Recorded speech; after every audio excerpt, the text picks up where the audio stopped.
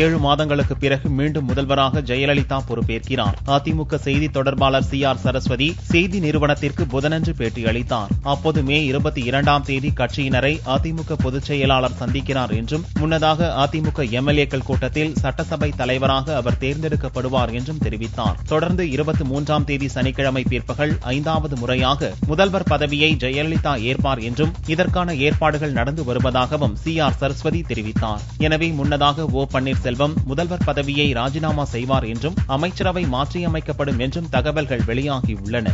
22nd there will be a MLS meeting in our head office and all the letter will be taken by Anand OPS and they will go to meet governor and I think Mr. OPS will give his resignation letter also to the governor. It's all formalities. 23rd afternoon Amma will be taking the charge of CM. திமுக தலைவர் கருணாநிதி புதன்கிழமையன்று ஒரு அறிக்கை வெளியிட்டார். ஜெயலலிதா சொத்து குவிப்பு வழக்கில் கர்நாடக அரசு உச்சநீதிமன்றத்தில் மேல்முறையீடு செய்யாவிட்டால் அது தவறான சமிக்ஞையை நாட்டு மக்களுக்கு தந்துவிடும் என்று கர்நாடக சிறப்பு வக்கீல் PV ஆச்சார்யா எச்சரிக்கை செய்திருப்பதை சுட்டிக்காட்டியுள்ளார். உச்சநீதிமன்ற மூத்த வக்கீலும் ஜெயலலிதா வழக்குகளில் ஆஜரானவருமான ராஜீவ் தவானும் கர்நாடக உயர்நீதிமன்ற தீர்ப்பின் கணக்கியல் தவறுகள் திருத்தப்படுமாயின் தீர்ப்பை மாறுபடும் என்று கூறியிருப்பதையும் கருணாநிதி சுட்டிக்காட்டியுள்ளார். இந்நிலையில் கர்நாடக அரசு என்ன நடவடிக்கை எடுக்கப் போகிறது என்பதை பொறுத்திருந்து பார்ப்போம் என்று கருணாநிதி தெரிவித்துள்ளார். ஜெயலலிதா வழக்கில் கர்நாடக அரசு உடனடியாக மேல்முறையீடு செய்ய வலியுறுத்தி கர்நாடக முதல்வர் சித்தராமையாவுக்கு விஜயகாந்த் கடிதம் அனுப்பி வைத்துள்ளதாக தேமுதிக தலைமை தெரிவித்துள்ளது.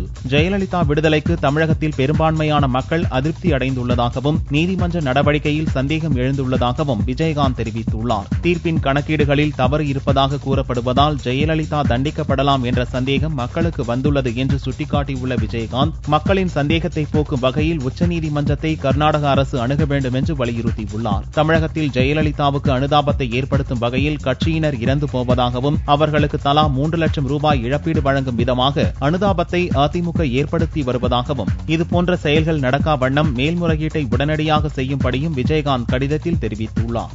மதுரை மாவட்டம் சேடப்பட்டி அருகே குமாரபுரத்தில் குடும்ப தகராறு காரணமாக கணவன் உள்ளிட்ட 7 பேரை மனைவியை எரித்து கொலை செய்தார். குமாரபுரத்தைச் சேர்ந்த கண்ணன் என்பவருக்கும் அதே ஊரைச் சேர்ந்த பாண்டீஸ்வரி என்பவருக்கும் கடந்த 3 ஆண்டுகளுக்கு முன் திருமணம் நடந்தது. அதன்பின் சென்னை சென்ற கண்ணன் மனைவியுடன் வாழ விரும்பாமல் ஒதுங்கி இருந்தார். இந்நிலையில் ஊருக்கு வந்த கண்ணன் தன் குடும்பத்தாருடன் செவ்வாயன்று இரவு உறங்கிக் கொண்டிருந்தார். ஆத்திரமடைந்த பாண்டீஸ்வரி வீட்டை வெளிப்புறமாக பூட்டி தீ வைத்தார். இதில் கண்ணன், அவரது தந்தை வேலு, தாய் பேச்சியம்மாள், சகோதரி சுகந்தி, சகோதரியின் குழந்தைகள் சங்கீதா, சங்கீத் ஆகியோர் உடல் கருகி சம்பவ இடத்திலேயே பலியாகினர். மற்றொரு சிறுவனான வினித் மதுரை அரசு மருத்துவமனையில் படுகாயத்துடன் சிகிச்சைக்காக அனுமதிக்கப்பட்டும் இறந்து போனான். இச்சம்பவத்தில் பாண்டீஸ்வரி தாய் மற்றும் சகோதரரோடு போலீசில் சரணடைந்துள்ளார். சென்னை மடிப்பாக்கத்தில் விடுதலை சிறுத்தை கட்சி பிரமுகர் கொலை செய்யப்பட்ட சம்பவம் பெரும் பதற்றத்தை ஏற்படுத்தியுள்ளது. மூவரசம்பட்டு பகுதியைச் சேர்ந்த வெற்றிச்செல்வன் விடுதலை சிறுத்தை கட்சியின் தலைவர் திருமாவளவனின் தனிச் செயலராக இருந்தார். புதனன்று அவர் தனது வீட்டின் அருகே உள்ள டீ கடைக்கு வந்தபோது அங்கு மறைந்திருந்த மர்ம நபர்கள் வெற்றிச்செல்வனை விரட்டி சென்று கத்தியால் வெட்டிவிட்டு தப்பினர். அவரை மீட்டு சிகிச்சைக்காக கொண்டு சென்ற போது வெற்றிச்செல்வன் வழியிலேயே இறந்தார். ரியல் எஸ்டேட் தொழில் ரீதியான போட்டியால் இக்கொலை சம்பவம் நடந்ததா அல்லது அரசியல் காழ்ப்புணர்ச்சியால் நடந்ததா என்பது குறித்து போலீசார் விசாரணை நடத்தி வருகின்றனர்.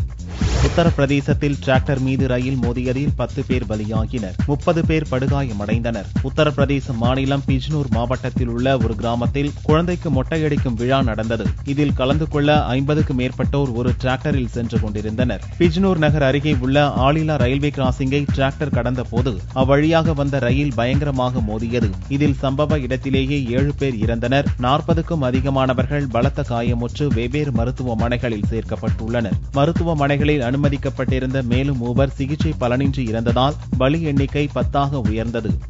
அரசு செய்த அனைத்து நியமனங்களும் ரத்து செய்யப்படுவதாக முதல்வர் கேஜ்ரிவாலுக்கு கவர்னர் ஜங் பதிலடி கொடுத்துள்ளார். டெல்லி கவர்னர் நஜீப் ஜங் தனது அதிகார வரம்பை மீறி செயல்படுவதாக முதல்வர் அரவிந்த் கெஜ்ரிவால் பிரதமர் மோடிக்கு கடிதம் அனுப்பினார். அதற்கு பதிலடியாக கேஜ்ரிவாலுக்கு ஜங் ஒரு கடிதம் அனுப்பியுள்ளார். டெல்லி அரசில் சுருக்கெழுத்தர் முதல் IAS அதிகாரிகள் வரை அனைவரையும் நியமிக்கும் அதிகாரம் கவர்னருக்கு இருப்பதாக அக்கடிதத்தில் ஜங் குறிப்பிட்டுள்ளார். கடந்த 4 நாட்களில் ஆம் ஆத்மி அரசால் செய்யப்பட்ட நியமனங்கள் அனைத்தும் ரத்து செய்யப்படுவதாகவும் அக்கடிதத்தின் மூலம் கேஜ்ரிவாலுக்கு ஜங் தெரியப்படுத்தியுள்ளார். கவர்னர் உத்தரவை பின்பற்ற வேண்டாம், டெல்லி தொடர்பான அனைத்து கோப்புகளையும் தனக்குத்தான் அனுப்பி வைக்க வேண்டுமென திங்களன்று இரவு அனைத்து துறை அதிகாரிகளுக்கும் கேஜ்ரிவால் உத்தரவு பிறப்பித்ததற்கு ஜங் கொடுத்த பதிலடியாகவே இக்கடிதம் கருதப்படுகிறது. ஜனாதிபதி பிரணாப் முகர்ஜியை சந்தித்த பிறகும் முதல்வர் கேஜ்ரிவால் கவர்னர் ஜங் இடையிலான அதிகார சண்டை ஓயாததால் டெல்லியில் அதிகாரிகள் மத்தியில் உச்சகட்ட குழப்பம் நிலவுகிறது.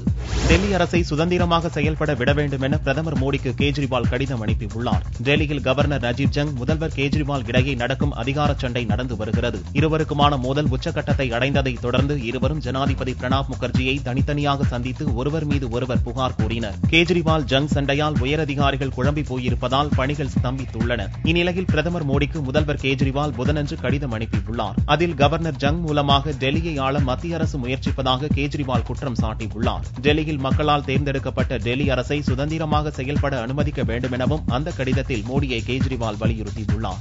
டெல்லி விவகாரத்தில் முதல்வரும் கவர்னரும் பேசி தீர்க்க வேண்டும் என்று உள்துறை அமைச்சர் ராஜ்நாத் சிங் தெரிவித்துள்ளார். ஜனாதிபதி பிரணாப் முகர்ஜியை சந்தித்த பிறகும் முதல்வர் கேஜ்ரிவால், கவர்னர் ஜங் இடையிலான அதிகார சண்டை ஓயாததால் டெல்லியில் அதிகாரிகள் மத்தியில் உச்சகட்ட குழப்பம் நிலவுகிறது. இதனிடையே ஜனாதிபதி பிரணாப் முகர்ஜியை சந்தித்த மத்திய உள்துறை அமைச்சர் ராஜ்நாத் சிங் டெல்லி விவகாரம் குறித்து பேச்சுவார்த்தை நடத்தினார். அதன் பிறகு ராஜ்நாத் சிங் கூறுகையில், ஜங் கேஜ்ரிவால் இருவருமே பேசி இப்பிரச்சினைக்கு தீர்வு காண வேண்டும் என்றார். मैं समझता हूं कि एलजी और चीफ मिनिस्टर आपस में बातचीत के द्वारा इसका समाधान कोई न कोई निकालेंगे ही, क्योंकि दोनों समझदार लोग हैं। मैं समझता हूं कि एलजी को, चीफ मिनिस्टर को, दोनों को आपस में बैठकर इस समस्या का समाधान निकालना चाहिए. மத்தியில் பாரதிய ஜனதா ஆட்சி பொறுப்பேற்று ஓராண்டு நிறைவடைவதையொட்டி மூத்த அமைச்சர்களுடன் பிரதமர் மோடி ஆலோசனை நடத்தினார். நரேந்திர மோடி தலைமையிலான தேசிய ஜனநாயக கூட்டணி ஆட்சி கடந்த ஆண்டு மே 26ஆம் தேதி பொறுப்பேற்றது.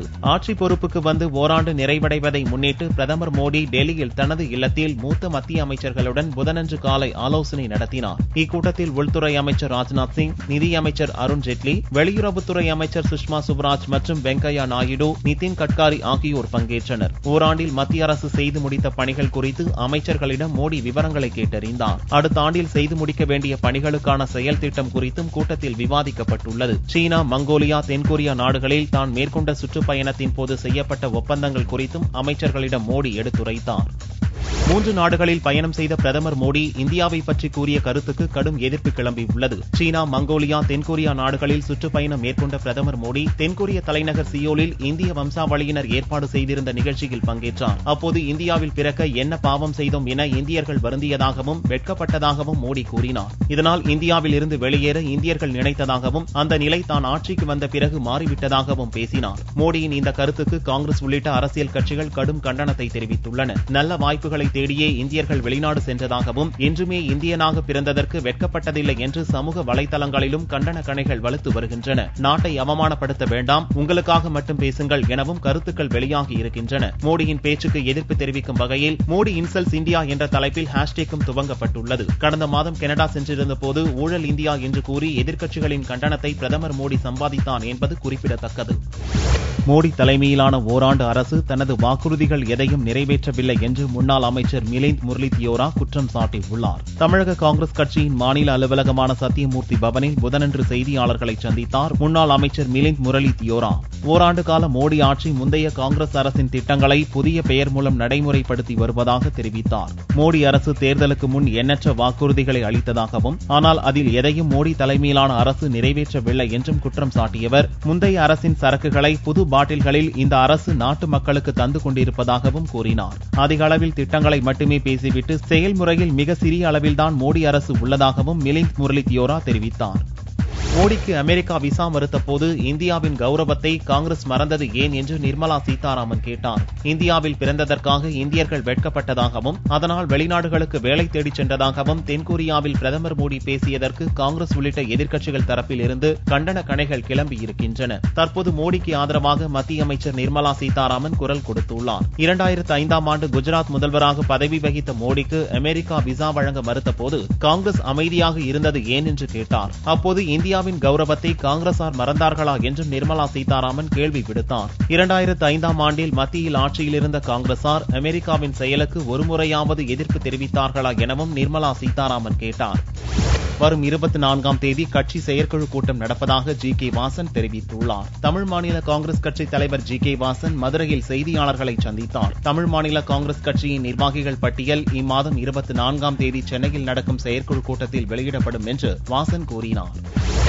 கோவையில் கைது செய்யப்பட்ட மாவோயிஸ்ட் தலைவர் ரூபேஷ் மற்றும் மனைவி சைனியை எர்ணாகுளம் நீதிமன்றத்தில் ஆஜர்படுத்த போலீசார் கேரளாவிற்கு அழைத்துச் சென்றனர். கடந்த 6ஆம் தேதி கோவையில் கைது செய்யப்பட்ட ரூபேஷ் சைனி தம்பதியினர் கடந்த 2007ஆம் ஆண்டு ஆந்திர மாநில நக்சலுக்கு உதவியதாக கேரள மாநிலம் எர்ணாகுளத்தில் வழக்கு பதிவு செய்யப்பட்டது. இவ்வழக்கு தொடர்பாக இருவரையும் ஆஜர்படுத்துவதற்காக செவ்வாயன்று எர்ணாகுளம் போலீசார் நீதிமன்ற உத்தரவின்படி தனி வாகனத்தில் பலத்த பாதுகாப்போடு அழைத்துச் சென்றனர். இருவரையும் 7 நாள் போலீஸ் காவலில் எடுக்க எர்ணாகுளம் போலீசார் முடிவு செய்துள்ளனர்.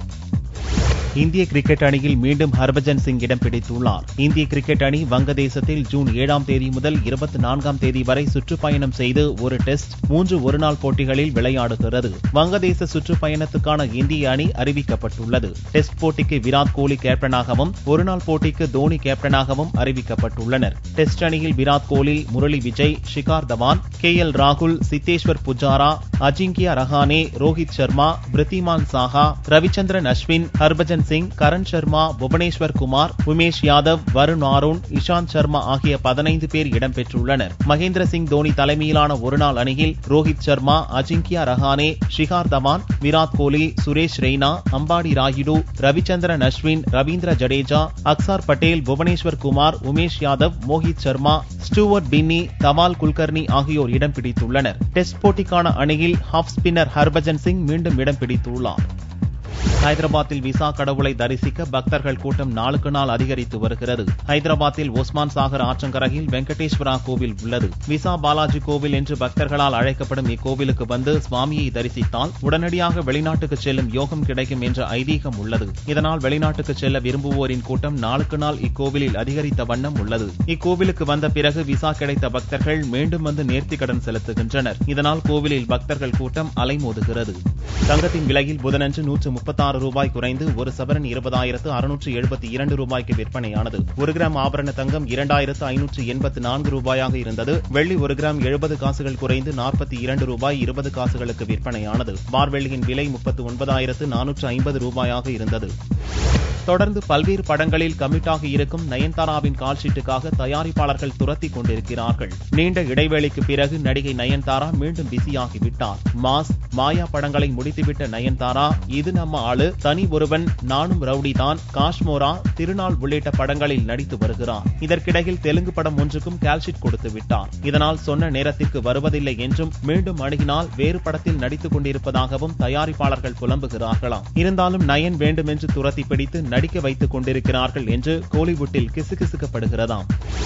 தமிழில் வெற்றி பெற்ற ஜிகர்தண்டா ஹிந்திக்கு செல்கிறது. இது தொடர்பாக இயக்குனர், தயாரிப்பாளர் இடையே பஞ்சாயத்து நடந்து கொண்டிருக்கிறதாம். 2014ஆம் ஆண்டில் வெளிவந்த படங்களிலேயே வியாபார ரீதியாக வெற்றி பெற்று நடிகர் பாபி சிம்ஹாவுக்கு தேசிய விருதை பெற்று தந்த படம் ஜிகர்தண்டா. இந்த வெற்றியை விரிவுபடுத்தும் வகையில் இப்படம் ஹிந்திக்கு செல்கிறது. ஆனால் இதில்தான் தகராறு ஏற்பட்டுள்ளதாம். இயக்குனர் கார்த்திக் சுப்புராஜ், தயாரிப்பாளர் கதிரேசன் இடையே மோதல் எழுந்து பஞ்சாயத்து வரை போயுள்ளதாம். ஜிகர்தண்டா படப்பிடிப்பின் முடிவிலேயே இருவருக்கும் முட்டிக் கொண்டதாகவும் சமரச பேச்சுக்கு பின்னர்தான் படமே வெளிவந்தது என்று கோடம்பாக்கத்தில் பேசிக் கொண்டிருக்கிறார்கள். இந்த சண்டை ஹிந்தி வரைக்கும் போயிருக்காம்.